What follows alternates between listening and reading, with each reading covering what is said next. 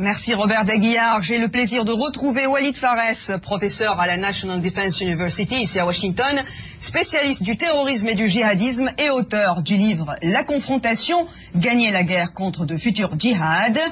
Bonsoir Walid Pharres. Bonsoir. Et puis je commence avec vous. Est-ce un coup dur pour le réseau terroriste Al-Qaïda, la mort de Ben Laden? C'est un cap historique. Ils ont perdu le fondateur, ou le numéro 2 fondateur, après Abdallah al-Azzam, et donc ils vont se convertir.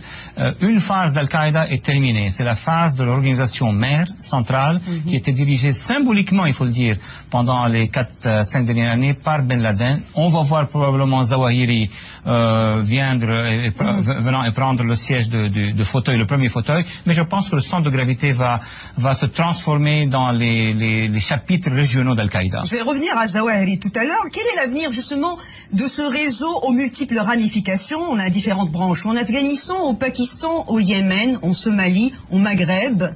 Comment ça va se passer maintenant? On les appelle branches, en fait c'est des organisations... En Irak aussi, pardon. Oui, bien sûr. On les appelle branches, mais en fait c'est des organisations régionales tout à fait indépendantes qui ont des liens les uns avec les autres et qui avaient Ben Laden comme symbole suprême. Le symbole suprême est parti, donc ces organisations vont continuer donc à grandir, mais le plus important c'est de voir maintenant qu'il va y avoir une course entre ces organisations pour la suprématie du mouvement djihadiste mondial représenté par Al-Qaïda. Walid Pharres, ces dernières années, Ben Laden est devenu davantage un chef spirituel qu'un chef militaire. Est-il irremplaçable aujourd'hui? Dans les deux sens. Il est irréprochable, il n'est pas repréhensible de façon à ce qu'il y ait quelqu'un d'autre Ben Laden, mais il y a quand même quelqu'un qui était là pendant des années, c'est son numéro 2. Ayman Zawahiri, l'Égyptien. Oui, Ben Laden va être remplacé par Zawahiri, mais Zawahiri ne va pas être Ben Laden, c'est ça la différence. Mais cela ne va pas vraiment avoir une influence profonde, comme notre ami a dit de Paris, sur la stratégie d'Al-Qaïda. Al-Qaïda va continuer. Et ceux qui vont continuer vont être les branches régionales et nationales. Les cellules, elles, qui sont surtout en Occident, en Europe et en Amérique, ont toujours été indépendantes, ou presque, de l'Al-Qaïda centrale. Oui, mais Zawahiri, il ne fait pas l'unanimité, en tout cas pour les branches yéménites et saoudiennes. C'est un Égyptien, c'est pas l'amour fou entre les Égyptiens et certains pays du Golfe, on le sait, et surtout, et encore moins dans le cas d'Al-Qaïda, mais quand même, il possède des faits d'armes et une longévité qui jouent en sa faveur, disent des experts. Tout à fait, mais il y a aussi le rôle des muftis qui appuient avec les fatwas. Ça c'est important. Eux vont aussi être très influents dans le choix du commandant suprême d'Al-Qaïda. Mais comme vous l'avez bien dit, Lamia, il y a l'organisation centrale qui va être réduite sous Zawahiri et les organisations régionales qui vont grandir. Ouais. Parlons, et Bakaristan, parlons maintenant des circonstances de la mort de Geronimo, c'est le nom de code, en tout cas, de Ben Laden pour la mission américaine. Donc il a été liquidé. Pourquoi ne pas l'avoir capturé et traduit en justice, puisque, comme l'a dit le président Obama dimanche soir, c'était l'objectif même de la mission?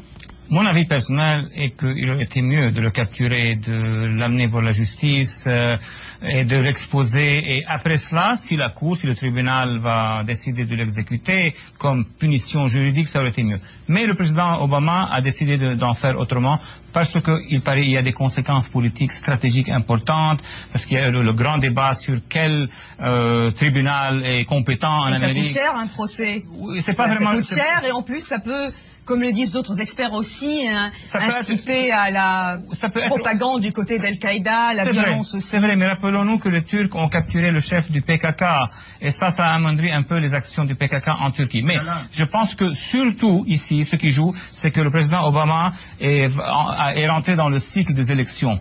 Il ne veut pas qu'il y ait un grand procès avec Osama Ben Laden quand il est un candidat. Ouais, et pourquoi maintenant? Est-ce que le timing de la mort de Ben Laden a été calculé, puisque les renseignements américains avaient localisé Ben Laden depuis le mois d'août?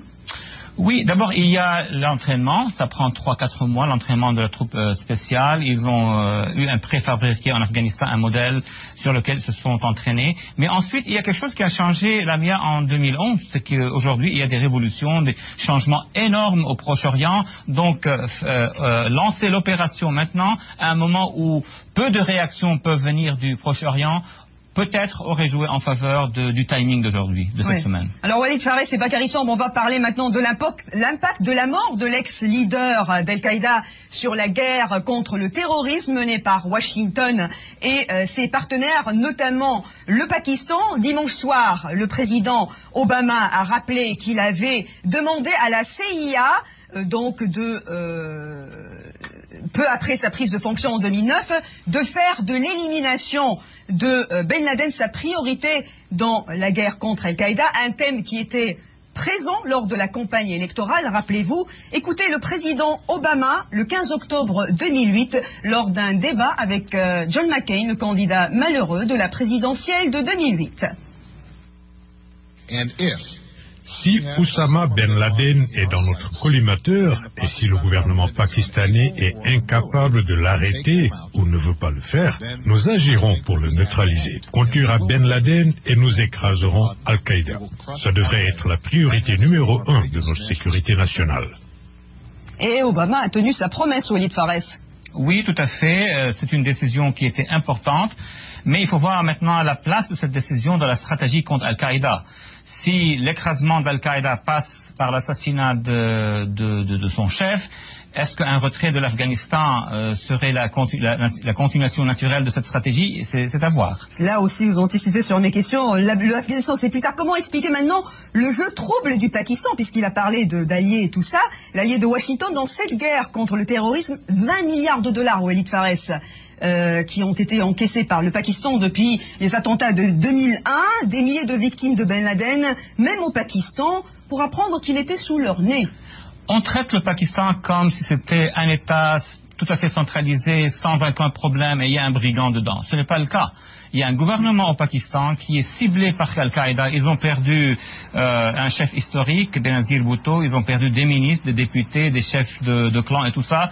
Donc il y a un gouvernement qui se bat contre les talibans, mais il y a aussi, et c'est ça le plus important, un groupe, un lobby à l'intérieur du Pakistan qui plus ou moins serait dans les cercles de services de renseignement, qui a probablement protégé Ben Laden. Oui, et puis Islamabad rejette évidemment toutes ces accusations selon lesquelles l'ISI, c'est-à-dire les services de renseignement pakistanais, sont de mèche avec Qaïda. Comment maintenant lire le jeu de la CIA aussi? Léon Panetta, son directeur, disait cette semaine au Time Magazine qu'ils ont décidé de ne pas travailler avec les Pakistanais car ils risquaient, les Pakistanais, de compromettre l'opération en alertant les cibles. Ils savaient, et pourtant les Américains, c'est quoi? C'est je t'aime, moi non plus? Écoutez, Lamia, je ne pense pas que c'est une accusation contre tout le service ou le gouvernement. C'est une note qui veut dire que vous êtes pénétré par Al-Qaïda ou par les éléments du Taliban. Si on vous passe l'information, quelqu'un chez vous, quelqu'un dans votre bureau va passer cette information qui est très stratégique, donc on a décidé de le faire nous-mêmes et après cela, on va en parler avec vous. Ouais, Obama a dit Oussama Ben Laden n'est pas un leader musulman, c'est un meurtrier qui a massacré de nombreux musulmans. Venant du président américain, c'est très important, mais venant de présidents de pays musulmans, c'est encore beaucoup plus important. Ce qu'on devrait écouter maintenant, c'est un discours qui vient de l'organisation de la conférence islamique, qui représente 52 États et qui disent bravo pour les États-Unis, bravo pour le Pakistan aussi, vous avez éliminé Ben Laden qui en fait ne représentait pas bien l'image de l'islam. Et certains ont pris aussi leur distance avec Al-Qaïda, Narda en Tunisie, les frères musulmans, je pense qu'ils ont réagi en disant que on s'identifie pas, on s'associe pas à cette philosophie nihiliste de Ben Laden, tuer pour tuer. Mais est-ce que c'est le succès de la politique de la branche d'Olivier offerte par le président Obama lors de son fameux discours du Caire en 2009? Le discours du Caire, il peut être interprété dans plusieurs directions. Le plus important, c'était en fait de pouvoir se rapprocher des éléments islamiques, des éléments des frères musulmans surtout d'une part, mais aussi de l'organisation de conférences islamiques pour leur dire que les États-Unis ne sont pas en guerre contre l'islam, mais ils sont en confrontation avec Al-Qaïda et la preuve est que les États-Unis ont terminé le chef d'Al-Qaïda. Et le président a parlé de ça? Le président Obama ne veut pas montrer les photos maintenant pour ne pas avoir des risques de réaction violente et émotionnelle. Mais moi, personnellement, je pense que historiquement, à un certain moment, il faut montrer des photos. Ça deviendra des documents qui sont la propriété de l'histoire. Merci Walid Fares. Un deuxième appel. Eli Ben Laden va changer encore une fois l'image qu'a l'Occident, cette fois des musulmans. Cela vraiment dépend des chefs musulmans. c'est à eux de dire, voilà, vous avez tué un grand chef terroriste, tandis que nous, les chefs des États musulmans, nous appuyons les solutions pacifiques au conflit, nous appuyons la démocratie maintenant qu'il y a beaucoup de soulèvement démocratique. Donc, c'est vraiment la responsabilité des chefs des États et des premiers ministres des États musulmans. Alors, l'Afghanistan, je ne peux pas boucler cette émission sans parler des effets de la disparition de Ben Laden sur le théâtre des opérations en Afghanistan, à court et à long terme, Walid Faref.